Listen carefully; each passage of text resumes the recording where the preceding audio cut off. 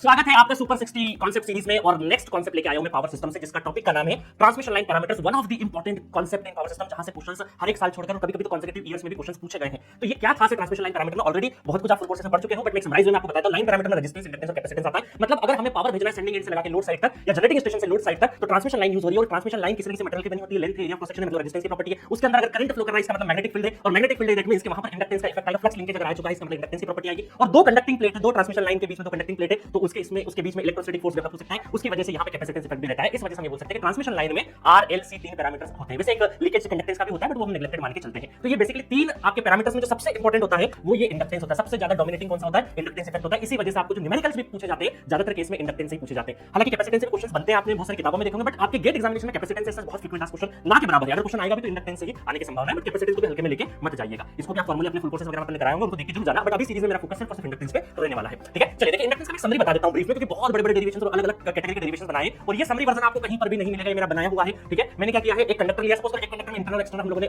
Inductance calculate किया था, उनके फार्मूले रख रखे हैं। इन दोनों को जब हम सम करते हैं तो टोटल इंडक्टेंस का फार्मूला ये आता है हमारा फ्लक्स लिंकेज के फॉर्म में। तो फ्लक्स लिंकेज में करंट को डिवाइड कर देंगे तो इंडक्टेंस आ जाएगा। फिर हम बात करते हैं कि भाई एक कंडक्टर से तो कुछ होने से रहा, एटलीस्ट हमें सिंगल फेज के लिए दो कंडक्टर तो चाहिए, एक गो और एक दूसरा रिटर्न कंडक्टर। तो यहां से दो चीजें होती है, थ्री फेज और सिंगल फेज। सिंगल फेज में दो कंडक्टर है तो उसका फार्मूला इस तरीके से कुछ लिखाता है, और अगर मुझे लूप इंडक्टेंस मतलब टोटल का चाहिए तो टू टाइम्स कर देंगे हम लोग। सिमिलरली फिर स्किन इफेक्ट लिया था, फिर हम लोगों ने देखा कि स्किन इफेक्ट की वजह से पूरा सॉलिड कंडक्टर यूज नहीं होता है, सिर्फ और सिर्फ थिक, सिर्फ स्किन, मोटी चमड़ी है ना, थिक वाले पोर्शन पे ही आपका करंट फ्लो करता रहता है। Even though it is a solid conductor, but फिर भी इफेक्टिव एरिया इसका कम हो जाता है। थिक आपकी रेडियस में या थिक जो कंडक्टर साइज है इसी में आपका करंट फ्लो करता रहता है। इसी को हम स्किन इफेक्ट बोलते हैं। इसके मतलब ऊपर ही करंट फ्लो कर रहा है। तो इस वजह से फिजिकल रेडियस ना लेके इसका इफेक्टिव रेडियस निकालते हैं। उसकी वैल्यू आपको नींद में भी कोई पूछे तो पता होना चाहिए, 0.7788 r, 0.7788 r और e to the power -1/4 r भी इसको बोलते हैं। चलिए अब बात करते हैं थ्री फेज पे। थ्री फेज में तीन कंडक्टर चाहिए। अब देखो तीन कंडक्टर वो इक्वल डिस्टेंस पे भी हो सकते हैं, जिसको हम सिमेट्रिकल स्पेसिंग बोलते हैं, और अनइक्वल डिस्टेंस पे भी हो सकते हैं, जिसको हम बोलते हैं अनसिमेट्रिकल स्पेसिंग। ठीक है, तो अनसिमेट्रिकल डिस्टेंस अगर है तो तीन कॉन्फिगरेशंस मैंने आपको अनसिमेट्रिकल के बता रखे हैं। दोनों केस में आपको पर फेज इंडक्टेंस का निकालना रहेगा 20 × -7 ln d r डैश और 20 × -7 ln क्यूबिक रूट, जितने डिस्टेंस उतना क्यूबिक रूट कर देंगे, d1 d2 d3 तीनों distance divided by r dash. फिर उसके बाद थ्री फेज कॉन्फिगरेशन होती है। हालांकि गेट में आज तक जो क्वेश्चंस आए हैं वो आपके सिंगल फेज या थ्री फेज से ही आए हैं। बाकी आपके क्वेश्चंस थ्री फेज कॉन्फिगरेशन के आज तक नहीं पूछे हैं, बट जैसे single circuit line, double circuit line हम लोगों ने फुल कोर्स में पढ़ा है, बट डबल सर्किट लाइन बहुत कैलकुलेटिव हो जाता है, इसलिए ऑब्जेक्टिव टाइप्स वाले जैसे एग्जाम्स होते हैं वहां पर हो सकता है डबल सर्किट के क्वेश्चंस आए, इसलिए नहीं आए होंगे क्योंकि ये कन्वेंशनल टाइप के प्रॉब्लम्स आते हैं यहां से, तो आपके ऑब्जेक्टिव या एमसीक्यू टाइप के एग्जाम्स में नहीं आ सकता। दूसरा विद बंडलिंग, बंडलिंग में भी अलग-अलग बंडलिंग का मतलब ऑलरेडी मैं समझा चुका हूं, दो बंडल, तीन बंडल, चार बंडल, मतलब एक ही फेज में अलग-अलग तरीके से बंडलिंग हो सकती है। तो उसमें दो के साथ में कैसे डीएस निकालते हैं, मतलब इफेक्टिव रेडियस यहां पे बदल जाता है, थ्री में कैसे, फोर में कैसे, सब मैंने सिखा रखा है। सारे फार्मूले मैंने समराइज वर्जन करके लिख रखे हैं। डबल सर्किट लाइन में हम लोग 20 × -7 ln GMD divided by GMR, GMD मतलब इफेक्टिव डिस्टेंस है ना, अपोजिट करंट वाला, और GMR मतलब इफेक्टिव रेडियस सेम करंट वाला है ना। ये सारा चीज हम लोगों ने देख रखा है। सिंगल सर्किट सेम है, सिमेट्रिकल एंड सिमेट्रिकल स्पेसिंग रहता है। ये पूरा का पूरा कॉन्फिगरेशन हमने, ये सारे फार्मूले, सारे डेरिवेशंस हम लोगों ने अपने फुल कोर्स में देख रखे हैं। आपको सिर्फ यहां पे समरी वर्जन से ही काम है, और स्पेशली इन दोनों पे ही काम है। देखो क्वेश्चन किस तरीके से आते हैं मैं आपको दिखाता हूं।